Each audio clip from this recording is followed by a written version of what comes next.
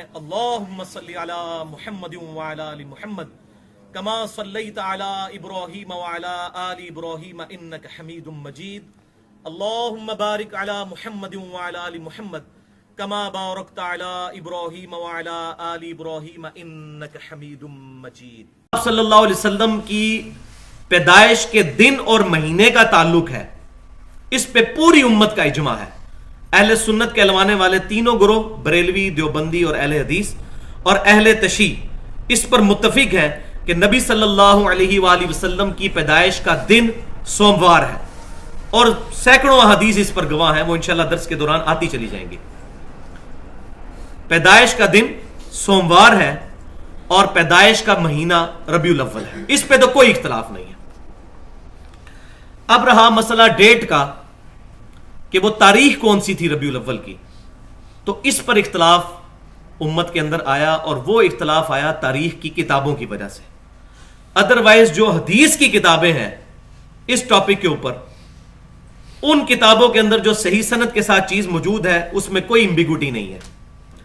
لیکن اگین وہی بات ہے کہ یہ چیز بھی پھر فرقہ واریت کی نظر ہوئی، جس کی وجہ سے یہ تمام معاملے الجھ گئے.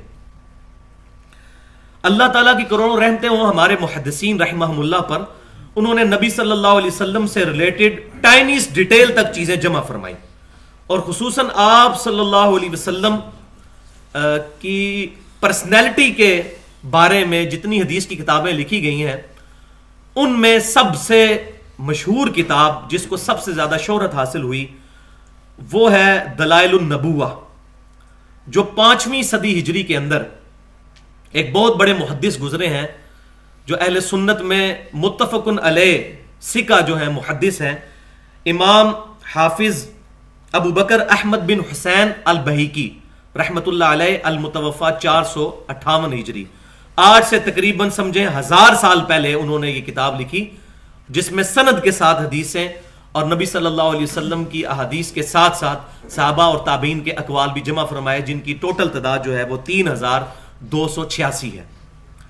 تو دلائل النبوہ جو کتاب ہے، اس کا پرٹیکولر موضوع ہی یہی ہے. مثلا اس کا جو پہلا چیپٹر ہے اس کا نام ہے ولادت مصطفیٰ صلی اللہ علیہ وسلم کا دن کون سا ہے. دوسرے چیپٹر کا نام ہے ولادت مصطفیٰ صلی اللہ علیہ وسلم کا مہینہ کون سا ہے. تیسرا چیپٹر ہے ولادت مصطفیٰ صلی اللہ علیہ وسلم کا سال کون سا ہے. چوتھا چیپٹر ہے کہ وہ نشانیاں جو آپ صلی اللہ علیہ وسلم کی پیدائش کے وقت ظاہر ہوئیں یا آپ صلی اللہ علیہ وسلم کی پیدائش سے پہلے اور یا آپ صلی اللہ علیہ وسلم کی پیدائش کے بعد، ان نشانیوں کا بیان. اور پھر یوں ہی چیپٹرز چلتے ہیں، اور آخری چیپٹر جو ہے وہ اشک بار آنکھوں سے پڑھنے والا چیپٹر ہے، 200 احادیث پر مشتمل، اور وہ نبی صلی اللہ علیہ وسلم کی بیماری اور آپ صلی اللہ علیہ وسلم کی دنیا سے رحلت والا چیپٹر ہے، کہ آپ صلی اللہ علیہ وسلم کی وفات اور وہ سارے معاملات اس وقت جو احادیث ہیں. 200 احادیث اس آخری چیپٹر کے اندر موجود ہیں. تو آج کے درس کے حوالے سے اس میں جو چوتھا چیپٹر ہے اس میں ایک حدیث ہے، میں سمجھتا ہوں کہ شروع میں وہ حصول برکت کے لیے میں بیان کر دوں.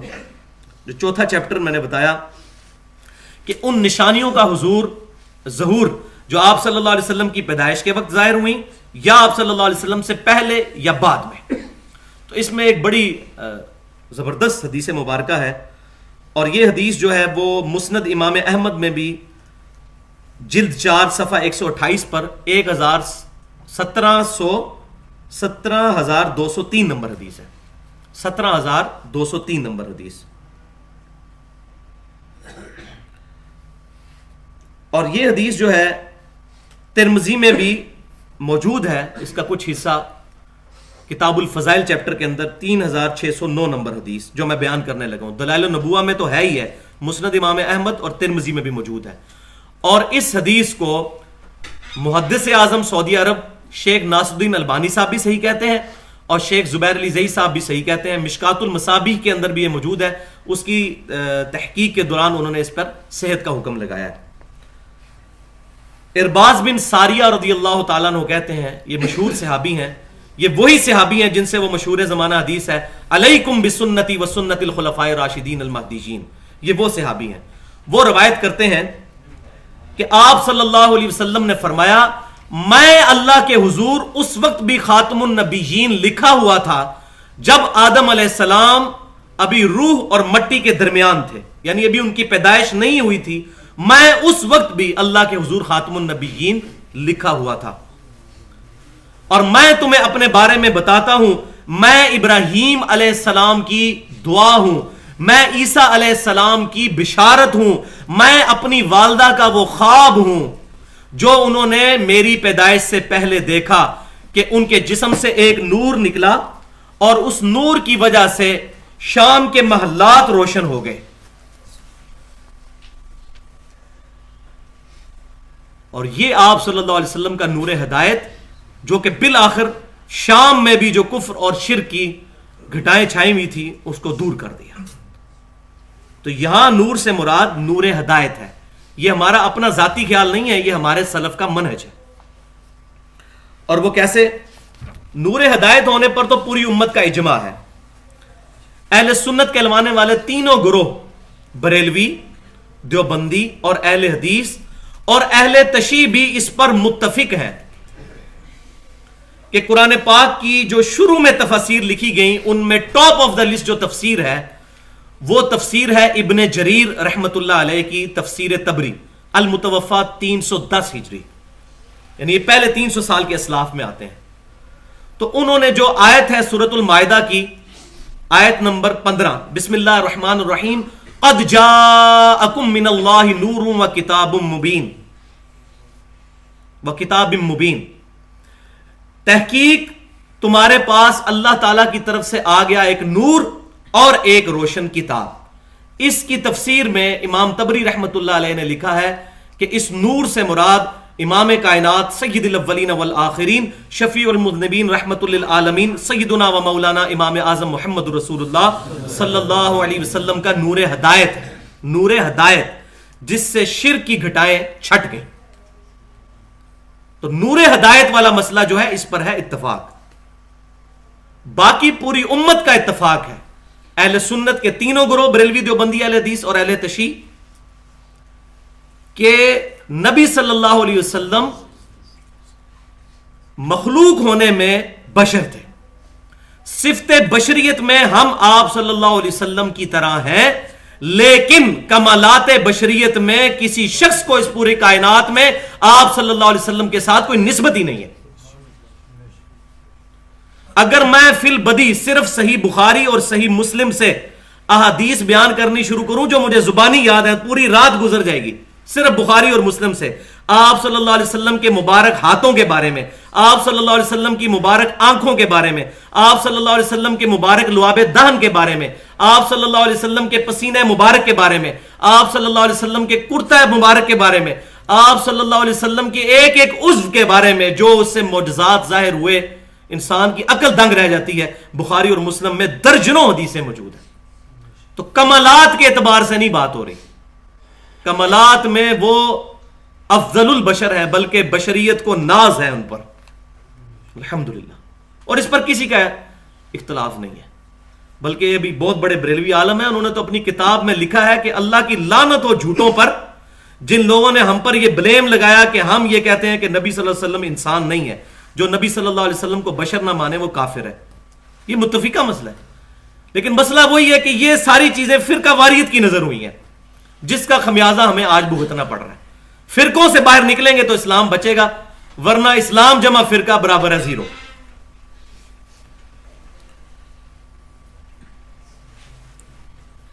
لیکن یہاں یہ بات بھی یاد رکھیں کہ آپ صلی اللہ علیہ وسلم کی شان بیان کرتے ہوئے اس بات کی بھی احتیاط ضروری ہے کہ آپ صلی اللہ علیہ وسلم کے بارے میں جھوٹی احادیث اور من گھڑت قصے اور واقعات بیان نہ کیے جائیں، یہ سخت گستاخی ہے۔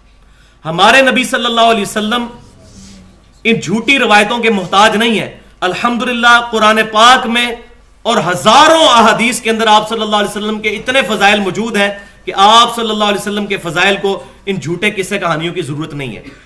اور پھر اس کا رزلٹ کیا نکلتا ہے کہ ان کو بنیاد بنا کر غلط عقیدے امت کے اندر پروپیگیٹ ہو جاتے ہیں۔ اب یہ بھی بات یاد رکھیں، تصویر کا دوسرا رخ جو صحیح بخاری کے اندر کتاب الانبیاء چیپٹر میں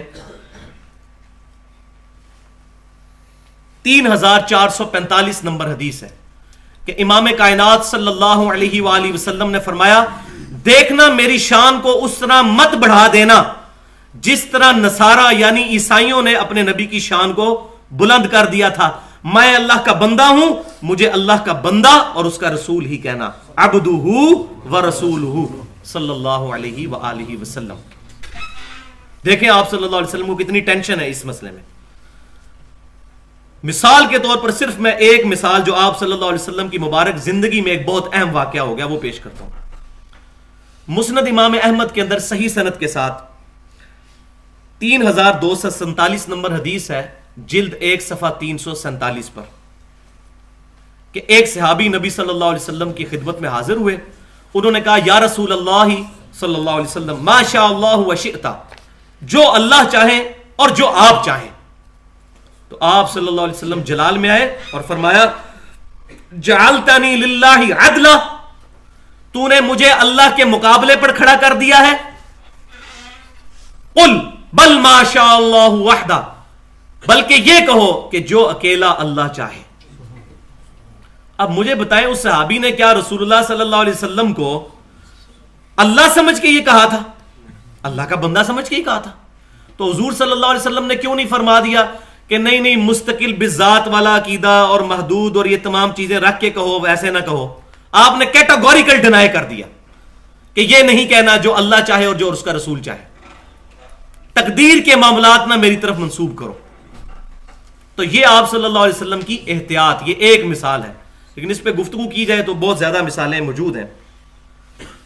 اب واپس آئیں اسی دلائل النبوہ امام بہیقی کی. تو میں نے بتایا یہاں تک تو اجماع ہے کہ آپ صلی اللہ علیہ وسلم کی پیدائش کا مبارک دن جو ہے وہ سوموار ہے اور مہینہ ربیع الاول, اور تاریخ کے اوپر اختلاف ہے, وہ انشاءاللہ آج وہ بھی کلیئر ہو جائے گا.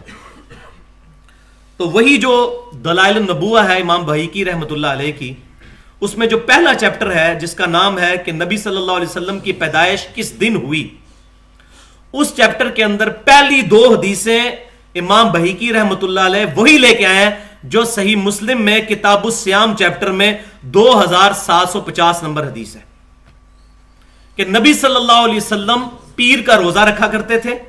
آپ صلی اللہ علیہ وسلم سے پوچھا گیا, یہ صحیح مسلم میں بھی موجود اور دلائل النبوہ کی پہلی حدیث, کہ آپ صلی اللہ علیہ وسلم پیر کا روزہ کیوں رکھتے ہیں؟ تو آپ صلی اللہ علیہ وسلم نے فرمایا فیہ ولدت وفیہ انزل علیہ, اس دن میں پیدا ہوا اور اس دن مجھ پر پہلی وحی نازل ہوئی. اور یہ سوموار کے دن کی بڑی اہمیت ہے. اب یہاں ٹائم نہیں, میں آپ کو صحیح سند کے ساتھ بتاتا کہ نبی صلی اللہ علیہ وسلم جب مکے سے ہجرت کے لیے نکلے ہیں اس دن بھی سوموار کا دن تھا, جب مدینہ شریف پہنچے ہیں اس دن بھی سوموار کا دن تھا. اسی طریقے سے آپ صلی اللہ علیہ وسلم پر پہلی وحی تو سن لیا سوموار والے دن نازل ہوئی, آپ کی پیدائش بھی سوموار والے دن ہوئی, اور پھر آپ کی وفات بھی سوموار والے دن ہوئی. اس کے علاوہ اور بڑے بڑے ایونٹس آپ صلی اللہ علیہ وسلم کی مبارک زندگی میں منڈے والے دن ہوئے ہیں. اس کے بعد دلائل النبوہ میں جو دوسرا چیپٹر ہے جس کا نام ہے کہ آپ صلی اللہ علیہ وسلم کی پیدائش کس مہینے میں ہوئی, اس میں صحیح سند کے ساتھ حدیث نمبر 4 انٹرنیشنل نمبرنگ کے مطابق محمد بن اسحاق تابعی رحمت اللہ علیہ, جو انس بن مالک رضی اللہ تعالیٰ عنہ کے شاگرد ہیں, جنہوں نے نبی صلی اللہ علیہ وسلم کو 10 سال تک وضو کروایا اور آپ صلی اللہ علیہ وسلم کی وفات کے بعد 82 سال تک زندہ رہے اور 93 ہجری کے اندر وفات پائی. ان کے شاگرد محمد بن اسحاق تابعی رحمت اللہ علیہ فرماتے ہیں کہ نبی صلی اللہ علیہ وآلہ وسلم سوموار کے دن عام الفیل والے سال چاند کے مہینہ ربیع الاول اس کی 12ویں رات کو پیدا ہوئے. یہ صحیح سند کے ساتھ قول موجود ہے ابن اسحاق رحمت اللہ علیہ کا, اور ربیع الاول کا مہینہ بھی اس میں, ساری چیزیں بیچ میں کلیئر کر دی انہوں نے. اور یہی قول صحیح سند کے ساتھ اس سے بہت پہلے جو سیرت کی پہلی کتاب لکھی گئی ہے سیرت ابن ہشام, اس میں بھی صحیح سند کے ساتھ یہ قول موجود ہے. اب بعض لوگ سیرت ابن ہشام کا حوالہ ہے صفحہ 158 جلد 1, بعض لوگ اس میں یہ کنفیوژن پیدا کرتے ہیں کہ یہ تو تابعی کا قول ہے, تو تابعی کا قول حجت نہیں ہوتا جب تک کہ کتاب و سنت اور صحابی کا قول جو ہے نہ لیا جائے. تو یہ بات یاد رکھیں, یہ دنیا کا کوئی فارمولہ نہیں ہے ایسا. اصل چیز یہ ہے کہ اگر کسی تابعی کا قول کتاب و سنت اجماع اور صحابہ کے اقوال سے ٹکرا جائے پھر تو ایکسیپٹیبل نہیں ہے، اور اگر نہ ٹکرائے پھر ایکسیپٹیبل ہے، کیونکہ بخاری اور مسلم کی متفق علیہ حدیث ہے سب سے بہتر زمانہ میرا، پھر میرے صحابہ کا، پھر تابعین کا، پھر تبع تابعین کا. اور یہ تو ہو گیا اس کا علمی جواب. اور ایک ہے پھکی، جس کو کہتے ہیں الزامی جواب. وہ یہ ہے کہ دنیا کی کسی حدیث کی کتاب میں نہ نبی صلی اللہ علیہ وسلم سے، نہ آپ صلی اللہ علیہ وسلم کے کسی ایک صحابی سے، نہ آپ صلی اللہ علیہ وسلم کے کسی ایک تابعی سے یہ بات ثابت ہے کہ مونچھیں صاف کی جائیں. یہ پہلا بندہ جو امت کے اندر جس کو کوٹ کیا جاتا ہے وہ تبع تابعی ہے، سفیان بن عیینہ رحمت اللہ علیہ. اب جو لوگ مونچھیں صاف کرتے ہیں وہ دلیل پکڑ رہے ہیں جی وہ تبع تابعی ہیں، جی وہ بہترین زمانے میں ہم آپ کے ساتھ ہیں، لیکن فارمولہ پھر ایک ہی رکھیں. ہم آپ کو تابعی کا قول بتا رہے ہیں اور آپ عمل کر رہے ہیں تبع تابعی پہ. اب یہاں وہ معاملہ کہاں گیا جی سنت تو ہے مونچھیں پس کرنا، ہم تو نہیں الحمدللہ صاف کرتے، جائز سمجھتے ہیں اس کو لیکن نہیں کرتے. داڑھی کو مٹھی کے بعد کٹانا جائز سمجھتے ہیں، صحابہ کا اجماع ہے، خود نہیں کٹواتے. مسئلہ اپنی جگہ موجود ہے. تو یہ تابعی کا قول ہے، یہ حجت ہے. اس کے علاوہ اگر کوئی ہمیں کہہ دیا اب شبلی نعمانی نے لکھا ہے 9 ربیع الاول، اور امام محمد بریلوی صاحب نے فتاوی رضویہ میں لکھا ہے 8 ربیع الاول پیدائش کا دن، اور شیخ عبد القادر جیلانی رحمۃ اللہ علیہ نے غنیت الطالبین میں 10 محرم لکھ دیا ہے پیدائش کا دن. اب ہم ان کو مانیں یا حدیث کی کتابوں کو مانیں؟ ان تاریخ کی کتابوں کو مان کے پہلے ہی تو دین کا بیڑا غرق ہو چکا ہوا ہے. حدیث کی کتابوں کے اوپر بنیاد رکھیں، کتاب اور سنت، ان چیزوں کو ہم فالو کریں. تو حدیث کی کتابوں کا جنازہ کس طرح تاریخی اقوال نے نکالا، وہ اگلا پوائنٹ نمبر 2 ہے جو میں نے ایڈریس کرنا ہے. اور یہاں میں ایک آپ کو انٹرسٹنگ بات بھی بتا دوں کہ ڈاکٹر ذاکر نائک نے آج سے تقریباً 7-8 سال پہلے ایک لیکچر دیا تھا، سملیرٹیز بٹوین ہندوازم اینڈ اسلام. ہندوؤں میں ان کے ریلیجن میں اور اسلام میں جو سملیرٹیز ہیں، یکسانیت والی چیزیں ہیں، وہ اس نے پوائنٹ آؤٹ کی تھی. ان میں سے ایک حیران کن چیز جو ہندوؤں کی ایک معتبر کتاب جو ہے جس کو وہ کہتے ہیں کلکی پرانا، اس کے اندر جو چیپٹر نمبر 2 ہے اس کی آیت نمبر 4 سے لے کر آیت نمبر 15 تک. اب یہ جو چیزیں ہیں یہ میرے استاد ڈاکٹر اسرار صاحب، اللہ تعالیٰ ان کی غلطیاں معاف کرے، ان کو نیک کاموں کا اجر عطا فرمائے، انہوں نے کافی حد تک اس پہ بڑی بحث کی تھی کہ یہ صحف ابراہیم کی بگڑی ہوئی شکلیں ہیں جو ہندوؤں کے پاس کتابیں ہیں. The lost tribe of اسرائیل، جو اسرائیل کے قبیلے گم گئے تھے ان میں سے ایک. اسی لیے آپ دیکھیں یہ برہمن کا لفظ استعمال کرتے ہیں، یہ ابراہیم کی بگڑی ہوئی شکل ہے. اسی طریقے سے یہ اپنے مردے کو جلا دیتے ہیں، جیسا کہ قرآن پاک میں آتا ہے کہ موسیٰ علیہ السلام نے اس بچڑے کو جلا دیا تھا جس کو خدا بنا لیا گیا تھا. تو کافی سملیرٹیز ان کی بنی اسرائیل کے ساتھ ملتی ہیں. اور ان کے اپنے پنڈتوں کا بھی یہ کہنا ہے کہ یہ کتابیں 4000 سال پرانی ہیں، یعنی اسلام کے جو آخری دائی ہیں امام کائنات صلی اللہ علیہ وسلم، ان سے بھی تقریباً سمجھے 2500 سال پہلے کی. تو اس کے اندر بھی نبی صلی اللہ علیہ وسلم کی پیشن گوئیاں موجود ہیں. کلکی پرانا کتاب کا نام اور چیپٹر نمبر 2 اور اس کی ورس نمبر 4 سے لے کر 15 تک. وہ میں آپ کو صرف اس کا خلاصہ بتا دیتا ہوں کہ آخری جو نبی آئیں گے ان کے بارے میں پیشن گوئی لکھی ہے کہ وہ مکے کے سردار کے گھر پیدا ہوں گے. اور ہمیں پتا ہے کہ عبد المطلب جو تھے وہ مکے کے سردار تھے. دوسری اس کتاب کے اندر یہ پیشن گوئی لکھی ہے کہ ان کے والد کا نام عبداللہ ہوگا. سنسکرت کے اندر جو ہے وہ وشنو یاش ہے، لیکن میں اس کی ٹرانسلیشن کر کے بتا رہا ہوں. تیسری پیشن گوئی یہ لکھی ہے کہ ان کے 4 ساتھی ہوں گے جو ان کے مشن کو آگے لے کے چلیں گے. اور ہمیں پتا ہے کہ 4 ساتھی ہیں، سیدنا ابو بکر، عمر، عثمان، علی رضی اللہ عنہم اجمعین. اور پھر اس میں یہ بھی لکھا ہے کہ آپ صلی اللہ علیہ وسلم جو آخری کلکی ہوں گے، آپ صلی اللہ علیہ وسلم کی فرشتے آسمان سے اتر کر بیٹل فیلڈ کے اندر میدان جنگ میں مدد کریں گے. اور وہ ہمیں پتا ہے سورۃ الانفال کے اندر موجود ہے، غزوہ بدر اور احد میں بھی فرشتے آئے. اور پھر اس کا کلائمیکس یہ ہے کہ وہ آخری پیغمبر جو ہے وہ ماندو جو منتھ ہوگا، بہار کا مہینہ، اس کے پہلے ہاف کے 12ویں دن پیدا ہوں گے. پہلے ہاف جو ہوگا اس کا 12واں دن جو ہوگا یعنی 12 ربیع الاول اس کو پیدا ہوں گے. اب یہ اتنی بڑی جو ہے وہ آپ سمجھیں کہ حسن اتفاق ہے، اس کو حسن اتفاق نہیں کہا جا سکتا، یہ بہت بڑی چیز. تو یہ ہماری کتابوں کے ساتھ بھی چیز میچ کرتی ہے. اب پوائنٹ نمبر 2 کی طرف آتے ہیں اور وہ ہے کہ وفات مصطفیٰ صلی اللہ علیہ وسلم کا دن کون سا ہے. تو اگین پھر یہاں پر بھی دن کے بارے میں تو پوری امت کا اجماع ہے. اہل سنت کے لوانے والے تینوں گروہ، بریلوی، دیوبندی، اہل حدیث اور اہل تشیع بھی، کہ نبی صلی اللہ علیہ وسلم کی وفات کا دن سوموار ہے، اور بخاری مسلم کی کتنی احادیث پر گواہ ہے. لیکن پھر یہاں بھی تاریخ کے معاملے میں مسئلہ جو ہے وہ فرقہ واریت کی نظر ہوا ہے.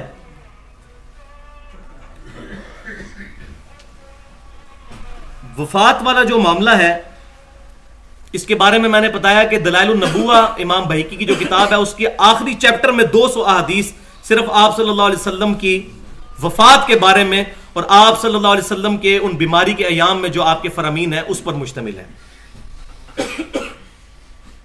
تو اب یہاں یہ بات سمجھ لیں کہ بعض لوگ بچارے انجانے میں نبی صلی اللہ علیہ وسلم کی وفات کا دن 12 ربیع الاول سمجھتے ہیں، اور یہ بھی تاریخ کی کتابوں کے گل ہیں جو کھلائے گئے ہیں.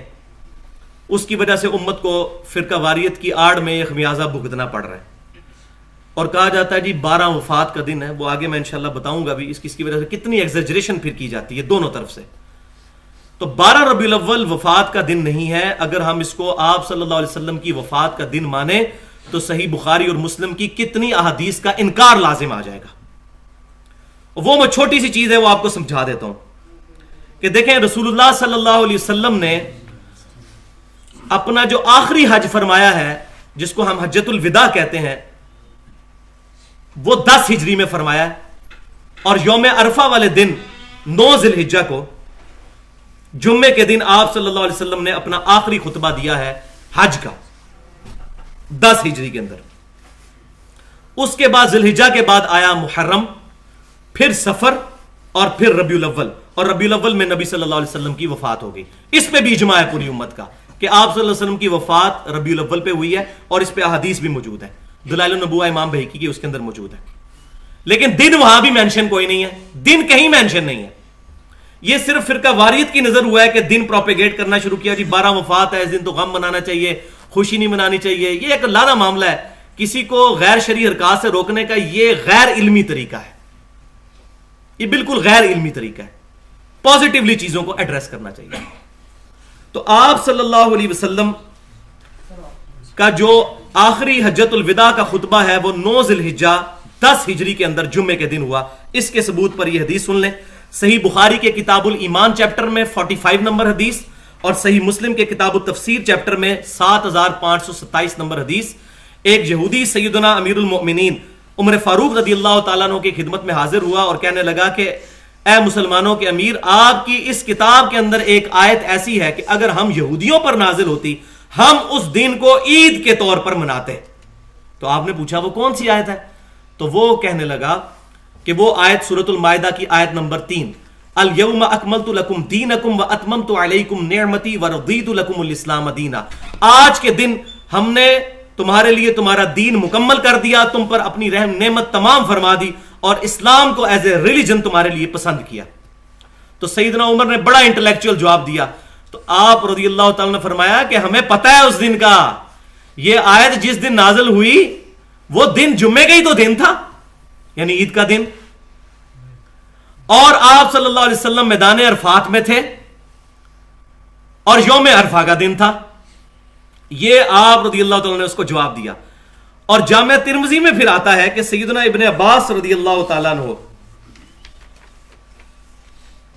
کتاب الفضائل چیپٹر میں، کتاب التفسیر چیپٹر میں 3044 نمبر حدیث ہے کہ ابن عباس رضی اللہ تعالیٰ عنہ کو جب کسی نے آ کے یہی بات کی، کسی یہودی نے، تو انہوں نے کہا کہ اللہ تعالیٰ نے ہمیں اس دن پہلے ہی 2 عیدیں دی ہوئی تھیں، ایک عرفہ کا دن اور دوسرا جمعے کا دن. تو سیدنا ابن عباس رضی اللہ تعالیٰ عنہ نے کہا کہ 2 عیدیں تھیں اس دن جس دن یہ آخری آیت نازل ہوئی، یوم عرفہ بھی عید اور یوم الجمعہ بھی عید. تو یہاں سے پتا چلا کہ 9 ذی الحجہ 10 ہجری میں جمعے کا دن تھا. اب اس کو ذہن میں رکھ لیں. دوسری چیز کہ صحیح بخاری اور صحیح مسلم کی متفق علیہ حدیث ہے. صحیح بخاری کے کتاب الاذان چیپٹر میں 680 نمبر حدیث، اور صحیح مسلم کے کتاب الصلاۃ چیپٹر میں 944 نمبر حدیث. یہ بڑی طویل حدیث ہے کہ سیدنا ابوبکر صدیق رضی اللہ تعالیٰ عنہ نبی صلی اللہ علیہ وسلم کے حکم پر فجر کی نماز پڑھا رہے تھے. آپ صلی اللہ علیہ وسلم تقریباً 3 دن ہو گئے تھے گھر سے باہر نہیں نکلے تھے بیماری کے غلبے کی وجہ سے. فجر کی نماز کے دوران نبی صلی اللہ علیہ وسلم نے اپنا حجرے شریف کا پردہ ہٹایا جو مسجد نبوی میں امام کی بائیں جانب تھا. صحابہ اکرام علیہم رضوان کہتے ہیں انس بن مالک رضی اللہ تعالیٰ عنہ کے قریب تھا کہ ہم فتنے میں پڑ جاتے اور آپ صلی اللہ علیہ وسلم کے دیدار کے شوق میں اپنی نماز توڑ بیٹھتے. لیکن آپ صلی اللہ علیہ وسلم نے جب ہماری حالت دیکھی تو ہمیں ہاتھ سے اشارہ فرمایا کہ اپنی نماز مکمل کرو. اور پھر اسی دن، یہ سوموار کا دن تھا، انس بن مالک کے الفاظ ہیں، یہ سوموار کا دن تھا، پھر اسی دن صبح چاش کے وقت آپ صلی اللہ علیہ وسلم دنیا سے تشریف لے گئے. تو اس سے یہ پتا چلا کہ آپ صلی اللہ علیہ وسلم کی وفات 11 ہجری میں ربیع الاول کے اس دن ہوئی ہے، اس تاریخ کو جس دن کے سوموار کا دن تھا. اب آپ اس کو سمجھ لیں، 9 ذی الحجہ جمعے کا دن 10 ہجری میں، ذی الحجہ کے بعد آیا محرم، پھر سفر اور پھر ربیع الاول. 9 ذی الحجہ جمعہ، 10 ذی الحجہ ہفتہ، 11 ذی الحجہ اتوار. اس طریقے سے کاؤنٹنگ کرتے کرتے آپ ربیع الاول کے مہینے تک پہنچ جائیں تو 3 مہینے بیچ میں انوالو ہوتے ہیں، ذی الحجہ کا، محرم کا اور سفر کا. اب چاند کا مہینہ یا تو 30 کا ہوتا ہے یا 29 کا، اور کوئی پاسبلٹی نہیں ہوتی. اس دوران جو تینوں مہینے ہیں ان میں سے کوئی سے مہینے آپ کنسیڈر کر لیں، 4 پاسبل کمبینیشنز بنتی ہیں. 4 کمبینیشنز. پہلی کمبینیشن یہ ہے کہ تینوں مہینے 30 کے ہوں، حالانکہ یہ ممکن نہیں ہے، تینوں مہینے 30 کے. تو تب 12 ربیع الاول آتی ہے اتوار والے دن. اگر 2 مہینے 30 کے رکھے جائیں اور کوئی سا ایک 29 کا رکھ لیا جائے تو 12 ربیع الاول آتی ہے ہفتے والے دن. اگر ایک مہینہ 30 کا اور کوئی سے 2 مہینے 29 کے رکھ لیے جائیں تو 12 ربیع الاول آتی ہے جمعے والے دن. اور اگر تینوں 29 کے رکھ لیے جائیں تو 12 ربیع الاول آتی ہے جمعرات والے دن. اس کے علاوہ کوئی پاسبل کمبینیشن نہیں ہے. کسی صورت میں بھی سوموار والے دن ربیع الاول کی 12 تاریخ نہیں آتی. اور یہی وجہ ہے کہ جب ہم نے 2001 کے اندر 5 جون 2001 اور 12 ربیع الاول 1422 ہجری میں ایک ریسرچ پیپر لکھا تھا کہ 12 ربیع الاول رسول اللہ صلی اللہ علیہ وسلم کا یوم وصال نہیں ہے. یہ آج بھی ہماری ویب سائٹ کے اوپر رکھا ہوا ہے ahlsunnatpak.com کے اندر. تو یہ ریسرچ پیپر پورے پاکستان کے اندر تمام بریلوی دیوبندی اہل حدیث علماء تک گیا. انہوں نے اس کو کنسیڈر کرنے کے بعد تمام نے یہی کہا کہ واقعی یہ بات ٹھیک لکھی ہوئی ہے. اگر ہم 12 ربیع الاول کو وفات مان لیں تو بخاری اور مسلم کی ان احادیث کا انکار لازم آئے گا. لیکن مسئلہ وہی ہے کہ پھر یہ معاملہ جو ہے وہ فرقہ واریت کی نظر ہو جاتا ہے. تو اب اس پہ میں وہی جملہ بولوں گا جو اللہ تبارک و تعالیٰ نے سورۃ الانفال میں ارشاد فرمایا کہ جو ہلاک ہوا دلیل سے ہلاک ہوا اور جو زندہ ہوا دلیل سے زندہ ہوا. تو بات علمی انداز میں کنوے کرنی چاہیے. فرقہ واریت کی نظر سے اگر کریں گے تو پھر اختلافات میں اضافہ ہوگا، کمی نہیں ہوگی. اب پوائنٹ نمبر 3 کی طرف آتے ہیں جو فرقہ واریت نے ایک اور گل کھلایا کہ اب وفات کا ڈھونگ رچایا گیا 12 ربیع الاول پہ تاکہ لوگ جو ہیں وہ 12 ربیع الاول کو اس طریقے سے سیلیبریٹ نہ کریں، بجائے یہ کہ وہ جو سیلیبریشن کا انداز ہے اس کے اوپر کوئی گفتگو کی جاتی. 12 وفات کر کے معاملے کو بگاڑا گیا. اور دوسری طرف جو ہے وہ گستاخ رسول کے فتوے لگانے شروع کر دیے. تو یہ پوائنٹ نمبر 3 بھی سمجھ لیں کہ جہاں تک یہ پوائنٹ نمبر 3 جو ڈسکس کرنا تھا پہلے حصے کا آخری پوائنٹ، جہاں تک امام کائنات سید الاولین والآخرین شفیع المذنبین رحمت للعالمین سیدنا و مولانا امام اعظم محمد رسول اللہ صلی اللہ علیہ وآلہ وسلم کی پیدائش کی خوشی کا تعلق ہے تو دنیا میں کسی بھی مکتبہ فکر سے تعلق رکھنے والا کوئی انسان ایسا نہیں ہے مسلمانوں میں سے، اہل قبلہ اور اہل کلمہ میں سے، کہ جس کو آپ صلی اللہ علیہ وسلم کی پیدائش کی خوشی نہ ہو. چاہے وہ بریلوی ہو، دیوبندی ہو، اہل حدیث ہو، شیعہ ہو، کوئی بھی ہو ہی نہیں سکتا. اور کیوں نہ ہو کہ آپ صلی اللہ علیہ وسلم کے بارے میں تو اللہ تعالیٰ نے سورہ آل عمران کی آیت نمبر 164 میں ارشاد فرمایا، بسم اللہ الرحمن الرحیم، لقد من اللہ علی المؤمنین اذ بعث فیہم رسولا من انفسہم یتلو علیہم آیاتہ ویزکیہم ویعلمہم الکتاب والحکمہ وان کانوا من قبل لفی ضلال مبین.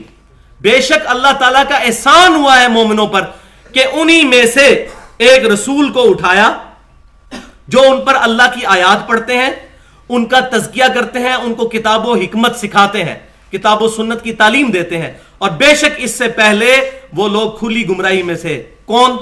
صحابہ کرام.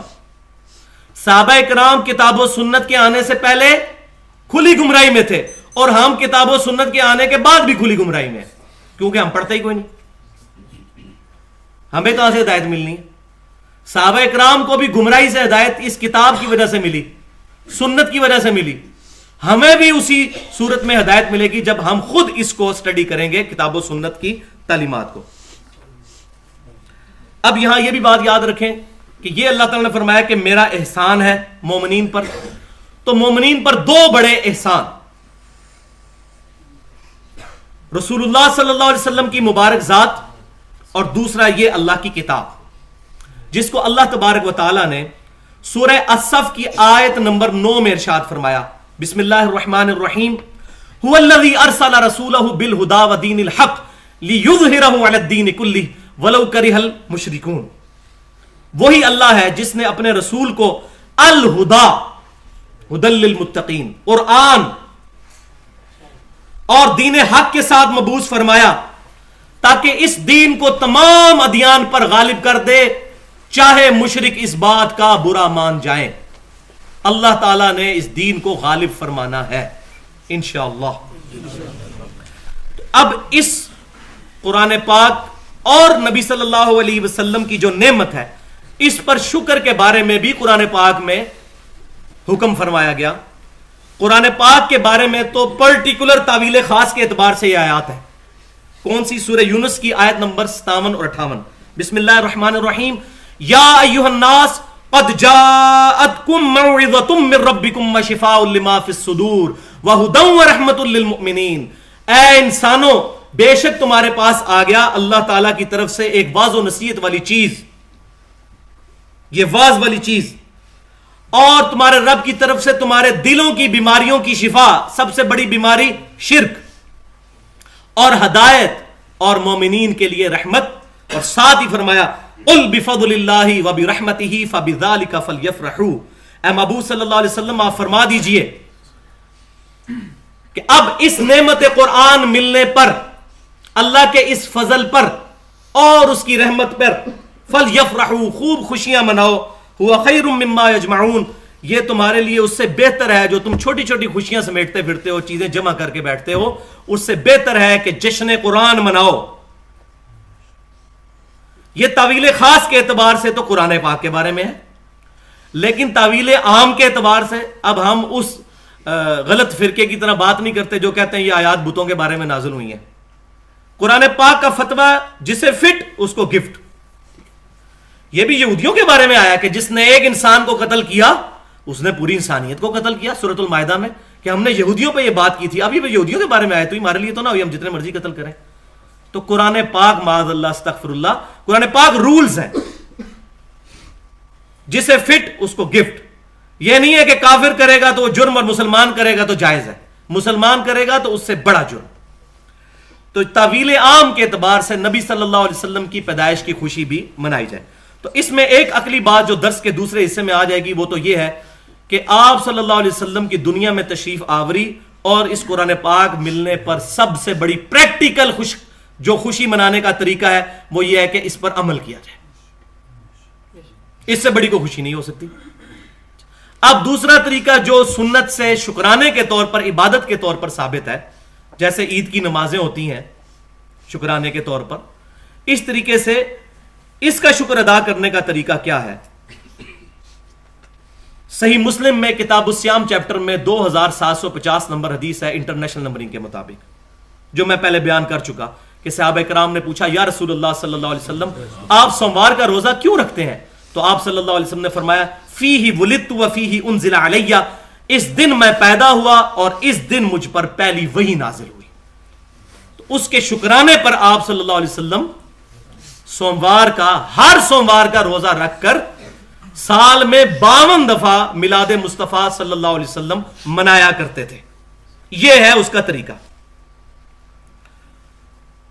اور یہ تو صرف آپ صلی اللہ علیہ وسلم کے میلاد والا معاملہ تو الگ، آپ صلی اللہ علیہ وسلم تو حضرت موسیٰ علیہ السلام کے بارے میں بھی شکرانے کے طور پر روزہ رکھنے کی ترغیب دلائی. صحیح بخاری کے اندر انٹرنیشنل نمبرنگ کے مطابق 2004 نمبر حدیث ہے. صحیح مسلم میں 2656 نمبر حدیث ہے. نبی صلی اللہ علیہ وسلم جب مدینہ شریف ہجرت کر کے آئے تو دیکھا کہ یہودیوں نے 10 محرم کا روزہ رکھا ہوا ہے. پوچھا کیوں رکھتے ہو؟ تو انہوں نے کہا کہ اس دن موسیٰ علیہ السلام نے شکرانے کے طور پر روزہ رکھا تھا کیونکہ فرعون ڈبویا گیا تھا اس کے شکرانے پر. تو آپ صلی اللہ علیہ وسلم نے فرمایا ہم تو زیادہ حقدار ہیں موسیٰ علیہ السلام کے ساتھ نسبت کے بنسبت تمہارے. تو پھر آپ صلی اللہ علیہ وسلم نے امت کو فرمایا کہ تم بھی 10 محرم کا عاشورہ کا روزہ رکھا کرو. اور پھر ایک صحابی نے عرض کیا یا رسول اللہ صلی اللہ علیہ وسلم یہ تو کفار کے ساتھ مماثلت ہو جائے گی. تو آپ صلی اللہ علیہ وسلم نے فرمایا پھر 9 کا بھی رکھو. وہ جامعہ ترمذی میں ڈیٹیل سے موجود ہے 2 روزے 9 اور 10 کا. اور نہ صرف بات یہیں پر ختم ہے بلکہ صحیح مسلم کے اندر 2746 نمبر حدیث ہے کہ آپ صلی اللہ علیہ وسلم نے فرمایا جو عاشورہ کا روزہ رکھے گا میں اللہ سے امید کرتا ہوں کہ اللہ تبارک و تعالیٰ اس کے پچھلے 1 سال کے گناہوں کو معاف کر دے گا. اب یہ روزہ بھی شکرانے کے طور پر ہے. اور وہاں ربیع الاول میں آپ صلی اللہ علیہ وسلم کی پیدائش اور سوموار والے دن تو سوموار کا روزہ بھی شکرانے کے طور پر ہے. اب رہا مسئلہ لفظ عید بولنے کا کہ عید میلاد النبی کہنا کیسا ہے. تو اس میں پھر وہی چیز ہے کہ فرقہ واریت کی آڑ کے اندر چیزیں ایکسٹریم پہ پہنچ چکی ہیں. جہاں تک عید کا معاملہ ہے تو پوری امت کے تمام مکاتب فکر اس پہ متفق ہیں کہ عیدیں 2 ہی ہیں. جو اسلام کی اصطلاح میں عیدیں ہیں وہ 2 ہیں. عید الفطر 1 شوال کو جو ہوتی ہے اور جو 10 ذی الحجہ کو ہوتی ہے عید الاضحیٰ جو قربانی والی بڑی عید. یہ 2 عیدیں ہیں. لیکن اسلام میں لغت کے اعتبار سے بھی کچھ عیدیں ہیں جن کو پروٹوکول کے طور پر عید فرمایا گیا. جیسے میں نے پہلے بھی حدیث بیان کی میں دوبارہ بیان کر دیتا ہوں یہاں پر ضروری ہے کہ صحیح بخاری میں کتاب الایمان چیپٹر میں 45 نمبر حدیث اور صحیح مسلم میں کتاب التفسیر چیپٹر میں 7527 نمبر حدیث ہے. ایک یہودی سیدنا عمر رضی اللہ تعالیٰ عنہ کی خدمت میں حاضر ہوا اور کہا کہ تمہاری کتاب میں ایک ایسی آیت ہے ہم پر نازل ہوتی ہم اس کو عید منا لیتے. الیوم اکملت لکم دینکم واتممت علیکم نعمتی ورضیت لکم الاسلام دینا کہ آج کے دن تم پر تمہارا دین مکمل کر. یہ والی تکمیل دین والی جو آیت ہے اگر ہم پر نازل ہوتی تو ہم اس کو عید مناتے. تو سیدنا عمر نے جواب دیا کہ ہمیں خوب پتا ہے کہ یہ آیت کس دن نازل ہوئی. یہ آیت نبی صلی اللہ علیہ وسلم پر جمعے کے دن تو نازل ہوئی تھی یوم عرفہ والے دن.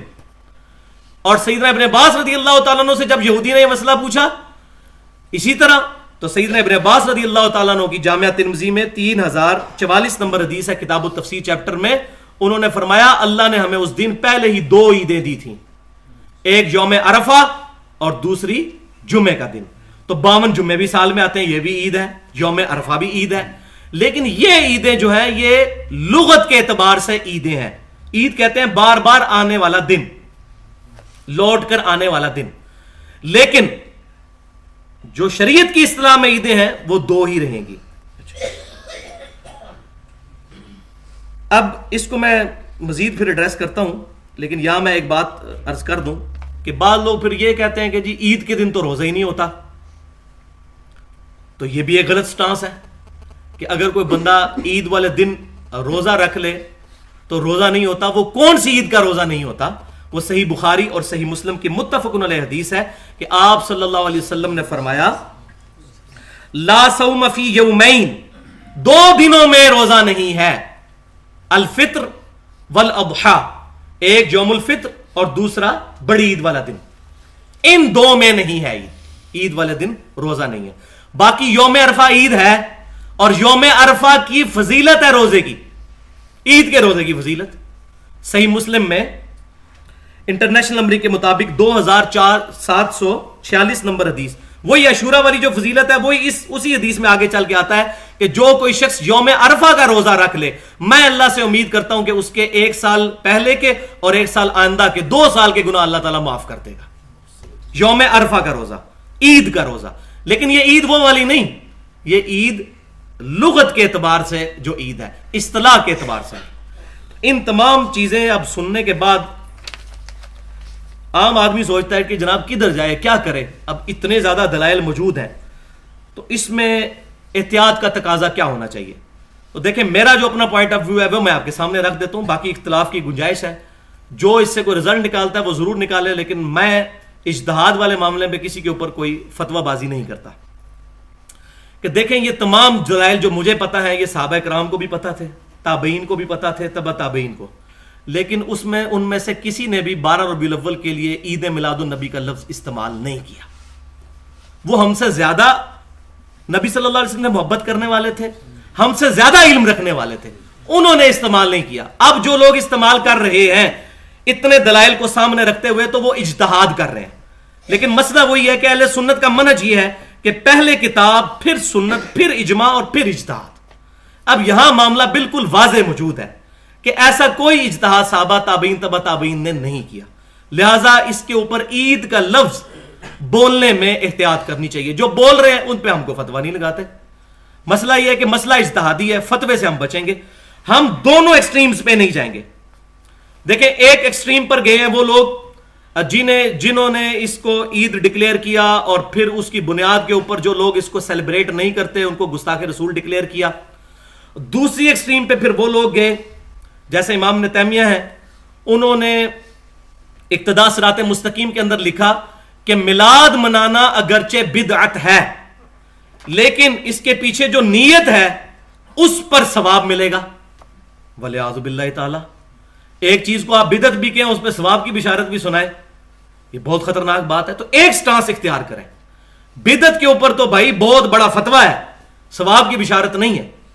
اب ہم اپنا پوائنٹ آف ویو کیا رکھتے ہیں, تو اس میں نے یہاں اس کو 3 سوالوں کی شکل میں لکھا ہے, وہ میں آپ کے سامنے پیش کرتا ہوں.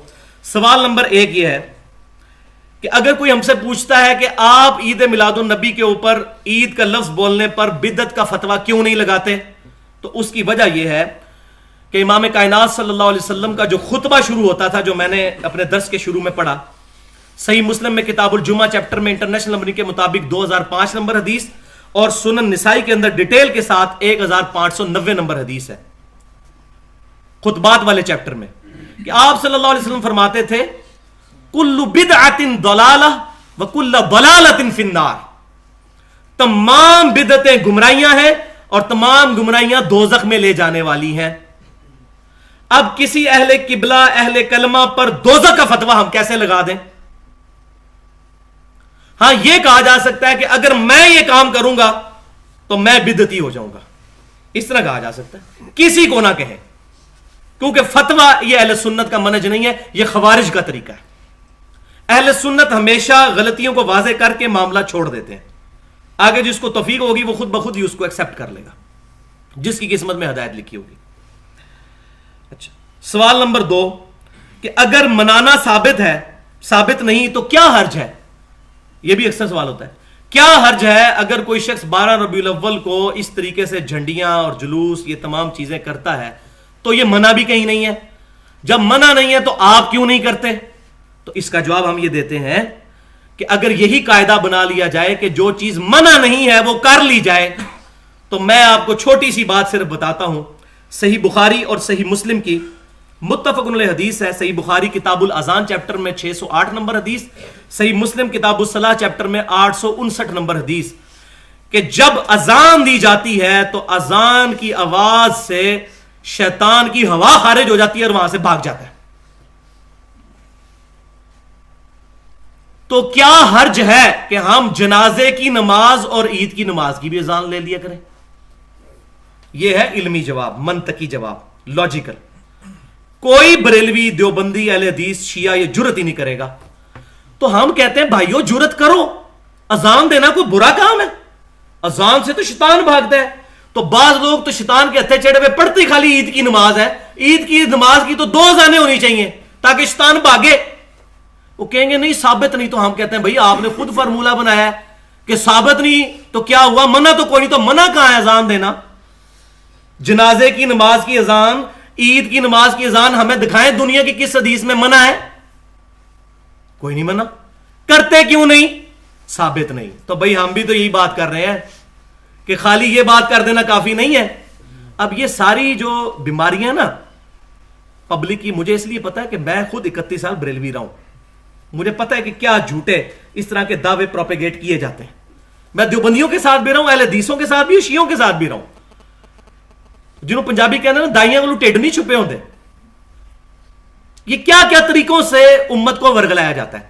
اب سوال نمبر اسی کانٹیکسٹ میں پھر یہ بھی مثال دی جاتی ہے, دیکھیں جی اقبال ڈے منایا جاتا ہے, جناح ڈے منایا جاتا ہے, 14 اگست منائی جاتی ہے, اور بچوں کی برتھ ڈے منائی جاتی ہے, نبی واری انہوں موت پہ جاتی ہے. یہ بغض ہے نبی صلی اللہ علیہ وسلم کا, معاذ اللہ استغفر اللہ والعیاذ باللہ. یہ بغض نہیں ہے. آپ معاملہ دیکھیں احتیاط کس طرف ہے. منائیں, ہر ہفتے منائیں, سوموار کا روزہ رکھیں, جو چیز ثابت ہے اس کو کریں, اور جہاں معاملہ ایسا ہے وہاں پیچھے ہٹ جائیں. تو یہ جناح ڈے کی اور اقبال ڈے اس کو کون ہم شرعی طور پہ کہتے ہیں وہ تمام چیزیں صحیح ہیں, اور وہ کون سی, وہ شریعت کے محدثین ہیں کہ جن کی ایگزامپلیں ہمیں پیش کی جا رہی ہیں.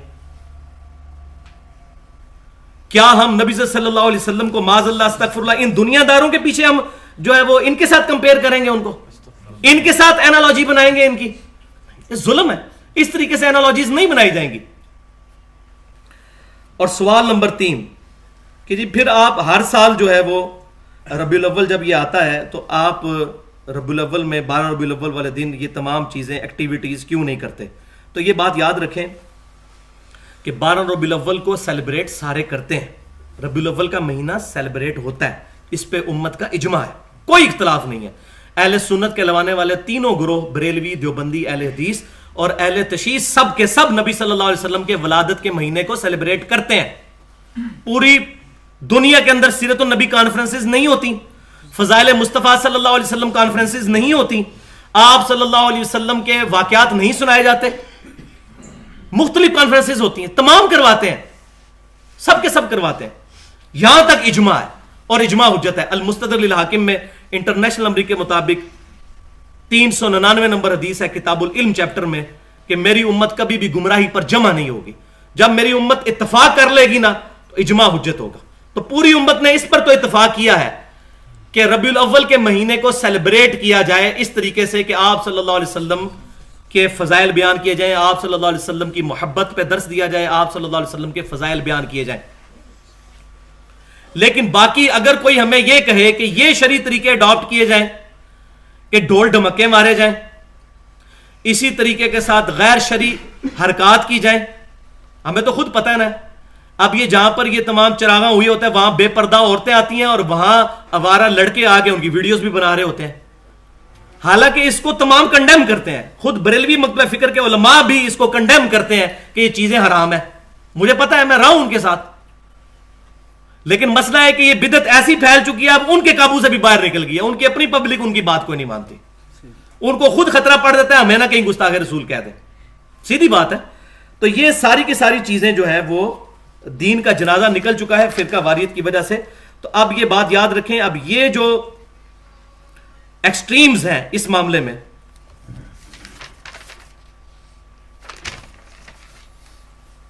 اس سے بچنا چاہیے. اہل قبلہ کے اوپر فتویٰ بازی نہیں کرنی چاہیے. کسی کو 12 ربیع الاول والے دن جھنڈیاں یا جھنڈے لگانے کے اوپر بدعتی نہ ڈکلیئر کیا جائے, یہ لفظ نہ بولا جائے. ان کی محبت کا معاملہ اللہ کے سپرد کرتے ہیں, ہم خود نہیں کرتے, ثابت نہیں اس طریقے سے, ہم زیادہ احتیاط پر ہیں, لیکن ان کے اوپر فتویٰ بازی نہیں کرتے. یہ بڑا معاملہ کریٹیکل ہے.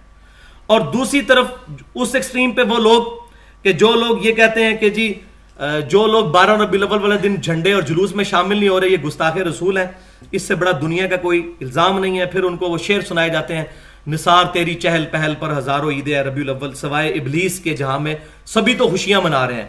تو ہم آپ کو بتاتے ہیں ابلیس ہے کون ہے اور ابلیس کے ماننے والے اصل میں کون ہے. یہ انشاءاللہ تعالیٰ یہ آج آ جائے گی باتیں کہ کون ابلیس کے پیچھے کون چلا ہوا ہے. یہ نبی صلی اللہ علیہ وسلم خود ہی بتائیں گے کہ یہ ابلیس ہے کون اور ابلیس کے پکے فالوورز ہے کون. وہ یہ ہے کہ یہ خود بات امام احمد بریلوی صاحب نے فتاوی رضویہ میں لکھی ہے کہ 700 سال تک ربیع الاول اس طرح نہیں منایا جاتا تھا جس طرح یہ جھنڈے جلوس یہ تمام چیزیں. یہ 8ویں صدی ہجری کے اندر یہ تمام ایکٹیویٹیز شروع ہوئی ہیں. نہ صحابہ کے دور میں, نہ تابعین کے, نہ تبع تابعین کے, پہلے 300 سال کے مبارک دور میں یہ چیزیں نہیں ہوئی, یہ بعد میں ہوئی ہیں. جو چیزیں ہوئی بعد میں ہیں ان کے نہ کرنے والوں کے اوپر تان کیسے ہو سکتا ہے؟ اور پھر ان کو کہنا کہ سوائے ابلیس کے جہاں میں سبھی تو خوشیاں منا رہے ہیں. ابلیس والا معاملہ نہیں ہے بھائیو. مسئلہ یہ ہے کہ یہ معاملہ بہت نازک ہے. صحیح بخاری اور مسلم کی متفق علیہ حدیث ہے. صحیح بخاری کتاب الصلح چیپٹر میں 2697 اور صحیح مسلم کتاب العقدیہ چیپٹر کے اندر 4492 نمبر حدیث ہے. من احدث فی امرنا ھذا ما لیس منہ فہو رد. جس نے ہمارے دین میں کوئی ایسی چیز داخل کی جو اس میں سے نہیں تھی تو وہ مردود ہے. یہ بہت خطرناک معاملہ ہے. اور یہیں تک یہ معاملہ خطرناک نہیں ہے, یہ آخرت تک چلنا ہے. صحیح بخاری اور مسلم کی متفق علیہ حدیث ہے. صحیح بخاری کتاب الرقاق چیپٹر میں رکت پیدا کرنے والی حدیثوں میں امام بخاری حوض کوثر والے چیپٹر میں اس کو لے کے آئے 6583 نمبر حدیث. صحیح مسلم میں کتاب الفضائل چیپٹر میں 5968 نمبر حدیث کہ آپ صلی اللہ علیہ وسلم فرماتے ہیں کہ میرے حوض کوثر پہ کچھ لوگ لائے جائیں گے جن کو میں پہچانتا ہوں گا کہ یہ میرے امتی ہیں عزائے وضو چمکنے کی وجہ سے. میں جب ان کو حوض کوثر سے پلانے لگوں گا ان کے اور میرے درمیان دیوار کھڑی کر دی جائے گی اور مجھے کہا جائے گا کہ اے محبوب صلی اللہ علیہ وسلم آپ کو نہیں پتا آپ کی وفات کے بعد یہ لوگ دین سے الٹے قدم پھر گئے اور انہوں نے دین میں بدعتیں جاری کر دی تھیں. تو آپ صلی اللہ علیہ وسلم فرمائیں گے سحقن سحقن لمن غیر بعدی سحقن سحقن لمن بدل بعدی. ان پر پھٹکارو, ان کو مجھ سے دور کر دو جنہوں نے میرے بعد میرے دین کو بدل دیا, جنہوں نے میرے بعد میرے دین کو ٹیمپر کر دیا. اور بھائیو ہم ڈرپوک ہیں, ہم بڑے ڈرپوک ہیں. ہم اتنے جریر نہیں ہیں کہ اس طرح کی ایکٹیویٹیز کر کے نبی صلی اللہ علیہ وسلم کے مبارک ہاتھ ہمارے گریبان پہ ہوں قیامت والے دن. ہم ڈرتے ہیں, ابلیس نہیں ہے, ڈرتے ہیں ان چیزوں سے. ہم آپ سے یہ بات کرتے ہیں کہ بات یہ ہے کہ نبی صلی اللہ علیہ وسلم نے اپنی 3 مبارک بیٹیاں اپنے ہاتھوں سے قبر میں دفن کی. اور کسی کا 40واں کروایا, کسی کا 3 کروایا, کو ضعیف حدیث ہی بتا دو. آپ صلی اللہ علیہ وسلم کو نہیں, کسی کا مزار بنوایا. اب ان چیزوں کو جب کنڈیم کیا جاتا ہے کہتے ہیں ابلیس ہے, تو آپ وہ بھی سن لیں کہ سوائے ابلیس وہ ابلیس ہے کون ہے. ابلیس کا تو نبی صلی اللہ علیہ وسلم نے خود فرما دیا کہ ابلیس کے راستے پر کون ہے. آپ صلی اللہ علیہ وآلہ وسلم نے یہ حدیث مسند امام احمد میں انٹرنیشنل نمبرنگ کے مطابق 4437 نمبر حدیث, جلد 1 صفحہ 465, بہت رکت انگیز حدیث ہے کہ آپ صلی اللہ علیہ وآلہ وسلم نے زمین پر ایک لکیر کھینچی, زمین پر ایک لکیر کھینچی, سیدھی لکیر کھینچی آپ صلی اللہ علیہ وسلم نے ایسے. اس کے دائیں بائیں کچھ لکیریں کھینچی جس کو ہم اپنی ٹیکنیکل لینگویج میں کہتے ہیں فش بون ڈایاگرام. درمیان میں ایک لکیر, ادھر بھی کچھ لکیریں, ادھر بھی کچھ لکیریں. پھر آپ صلی اللہ علیہ وآلہ وسلم نے اس درمیان والی لکیر کے اوپر انگلی رکھ کر یوں لین کھینچی اور فرمایا, یہ آیت پڑھی سورۃ الانعام آیت نمبر 153. یہ بتائے گا ابلیس کون ہے. وَأَنَّ هَذَا صِرَاطِي مُسْتَقِيمًا, اور بے شک یہ ہے میرا راستہ جو سیدھا ہے. فَاتَّبِعُوهُ, اس کی پیروی کرو. وَلَا تَتَّبِعُوا السُّبُلَ, ادھر ادھر کے راستوں کی پیروی مت کرنا. فَتَفَرَّقَ بِكُمْ عَنْ سَبِيلِي, یہ تمہیں اللہ کے راستوں سے پھاڑ دیں گے, فرقہ واریت میں ڈال دیں گے. ذَلِكَ وَصَّاكُمْ بِهِ لَعَلَّكُمْ تَتَّقُونَ, تتقون یہ ہے وہ چیز جس کی اللہ تعالیٰ تمہیں وصیت کرتا ہے تاکہ تم تقوی اختیار کرو. کہ ھذا صراط مستقیم, ادھر کے راستے شیطانی ہیں. اور پھر اسی حدیث میں الفاظ ہیں, آپ صلی اللہ علیہ وسلم نے فرمایا یہ تو میرا راستہ ہے سیدھا, اور یہ دائیں بائیں شیطان کے راستے ہیں. ہر راستے پر ایک ابلیس بیٹھا ہوا ہے جو تمہیں اپنی طرف بلا رہا ہے, بچنا. یہ کہتے ہیں سارے ہی حق پہ ہیں, چاروں ہی حق پہ ہیں. سنن ابن ماجہ میں تو الفاظ ہے کہ درمیان میں ایک لکیر کھینچی, 2 دائیں کھینچی, 2 بائیں کھینچی, اور فرمایا یہ شیطان کے راستے ہیں 4. اب آپ خود سمجھیں بھائیو, ہمارے نبی کو تو غیبی خبریں اللہ نے دی ہوئی تھی, چاروں ہی حق پہ ہیں. یہ ان بزرگوں پر تان نہیں ہے. جب ہم عیسائیوں کو کنڈیم کرتے ہیں تو عیسیٰ بن مریم کو نہیں تان کر رہے ہوتے علیہ السلام. ہمارے دل میں کبھی وسوسہ بھی نہیں آتا ان کے بارے میں کہ ان کی توہین کر رہے ہیں. جب ہم کہتے ہیں وہ اللہ کے بیٹے نہیں ہیں, لیکن عیسائی تو کہہ رہے ہیں آپ گستاخ ہو, بیٹا کیوں نہیں مانتے. تو ہر بندے نے محبت کے اپنے کرائٹیریا رکھے ہوئے ہیں. تو آپ صلی اللہ علیہ وسلم فرمایا ہر راستے پر شیطان بیٹھا ہے, ایک راستہ ٹھیک ہے, صراط الذین انعمت علیہم, ایک راستہ جس پر انعام یافتہ لوگ چلے. راستوں پر نہیں ہے. یہ کہتے ہیں یہ بزرگوں نے سلسلے جاری کیے تو پھر راستے ہونا چاہیے تھا. ایک لفظ ہے صراط الذین انعمت علیہم، اہدنا الصراط المستقیم، چلا سیدھے راستے پر، نبی صلی اللہ علیہ وسلم کا راستہ. صراط الذین انعمت علیہم، یہی وہ ایک راستہ جس پر انعام یافتہ لوگ بھی چلے. دیکھیں کیا اگر تشریحیں بنائی ہوئی ہیں سارے حق پہ ہیں. او بھائیو کہاں لکھا ہوا ہے؟ راستوں تو نہیں، راستہ ہے. تو یہ ہے ابلیس کا راستہ جس کی پیروی کرنے والے. تو اب اصل محبت کا اظہار کیا ہے؟ وہ سورہ آل عمران کی آیت نمبر 31. بسم اللہ الرحمن الرحیم. قل ان کنتم تحبون اللہ فاتبعونی یحببکم اللہ ویغفر لکم ذنوبکم واللہ غفور رحیم. اے محبوب صلی اللہ علیہ وسلم آپ فرما دیجئے اگر تم اللہ سے محبت کرتے ہو تو پھر میری یعنی نبی صلی اللہ علیہ وسلم کی اتباع کرو، پھر اللہ تعالیٰ تم سے محبت کرے گا اور تمہارے گناہوں کو بھی معاف کر دے گا. اللہ کی محبت کا تقاضا نبی صلی اللہ علیہ وسلم کی پیروی ہے. تو رسول اللہ کی محبت کا تقاضا تو بدرجہ اولا آپ صلی اللہ علیہ وسلم کی پیروی ہوا. جب اللہ کی محبت کا تقاضا یہ ہے تو رسول اللہ صلی اللہ علیہ وسلم کی اپنی محبت کا تقاضا بھی آپ صلی اللہ علیہ وسلم کی پیروی ہے. یہ ہے اصل محبت کی پریکٹیکل ایپلیکیشن. اور ایک حدیث، اس پہ تو درجنوں حدیثیں مجھے یاد ہیں، لیکن ایک حدیث جو بڑی سخت اور بڑی فتوے والی حدیث ہے وہ میں انشاءاللہ اس کانٹیکسٹ میں بیان کروں گا. اس سے اگلی آیت جو میں نے بیان کی سورہ ال عمران آیت نمبر 31، اس کے بعد 32 نمبر آیت میں بڑا گاڑا فتویٰ آیا ہے. قل اطیعوا اللہ والرسول، اے محبوب صلی اللہ علیہ وسلم فرما دیجئے پیروی کرو اللہ کی اور اس کے رسول کی. فَإِن تَوَلَّوْا، اگر یہ منہ پھیر دیں، فَإِنَّ اللَّهَ لَا يُحِبُّ الْكَافِرِينَ، اللہ ایسے کافروں سے کوئی محبت نہیں کرتا. وَالْعِيَاذُ بِاللَّهِ. اللہ تعالیٰ نے فتویٰ دے دیا ہے جو اللہ اور اس کے رسول کی اطاعت سے پھر جائے اللہ ایسے کافروں سے محبت نہیں کرتا. وَالْعِيَاذُ بِاللَّهِ تعالی. اور وہ حدیث صحیح بخاری میں کتاب الاعتصام بالکتاب والسنہ چیپٹر، امام بخاری نے پورا چیپٹر باندھا ہے اس بولی بالی امت کو سمجھانے کے لیے، کتاب و سنت کو مضبوطی سے پکڑنا. یہ صحیح بخاری کا چیپٹر ہے. حدیث نمبر ہے 7280.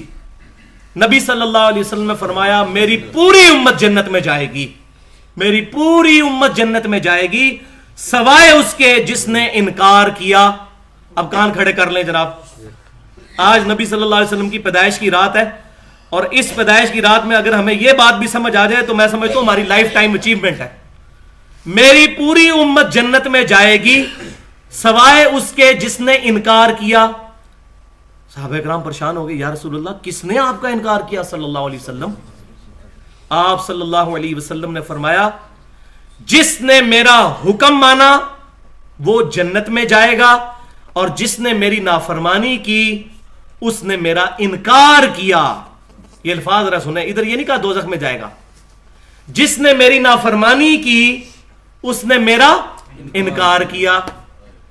تو اب اطاعت کرنے والے صحیح محب رسول ہوئے کہ نافرمانی کرنے والے محب رسول ہوئے صلی اللہ علیہ وآلہ وسلم. صلاۃ کثیرا کثیرا. یہ آپ صلی اللہ علیہ وسلم نے بات خود سمجھا دی.